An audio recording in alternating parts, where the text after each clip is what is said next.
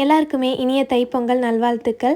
இந்த பொங்கலை எல்லாருமே சூப்பராக செலிப்ரேட் பண்ணியிருப்பீங்கன்னு நினைக்கிறேன். நாங்களும் நல்லபடியாக செலிப்ரேட் பண்ணணும். இது வந்து தங்கச்சி எங்களுக்கு தலைப்பொங்கல், கூடவே குட்டி பையனும் சேர்ந்து செலிப்ரேட் பண்ணுறான். எங்களுக்கும் கல்யாணம் ஆனதுலேருந்து தனியாக இந்த மாதிரி வெளியில் பொங்கல் வச்சதே இல்லை. அதனால நாங்களும் எங்கள் தலைப்பொங்கலை ஜித்துக்குட்டியோட செலிப்ரேட் பண்ணோம். பொங்கல் அப்போ நம்ம வீட்டில் பொங்கல் வச்சுட்டு அதுக்கப்புறம் அம்மா ஊருக்கு வரலான்னு தான் இருந்தோம். ஆனால் அதுக்குள்ளே ஹஸ்பண்ட் வந்து கேரளா ட்ரிப்புக்கு 2 நாள் பிளான் பண்ணியிருந்தாங்க. ரிலேஷன்ஸ் கூட எல்லாம் போகிறனால அந்த ட்ரிப்பை வந்து மாற்றி வைக்க முடியல. அதனால மண்டே டியூஸ்டே வந்து கேரளாவில் தான் இருந்தோம். டியூஸ்டே நைட்டு தான் கோயம்புத்தூருக்கே ரீச் ஆனோம். ஒரு சில பர்சனல் ரீசன்னால தங்கச்சி அவங்களும் சூரியன் பொங்கல் அப்போ பொங்கல் வைக்க முடியல. அதனால மாட்டு பொங்கல் அன்னைக்கு தான் அவங்களும் பொங்கல் வச்சாங்க. புதன்கிழமை காலையில கோயிலுக்கு போயிட்டு வந்துட்டு நேரமா பொங்கல் வைக்கிறதா அம்மா சொல்லியிருந்தாங்க.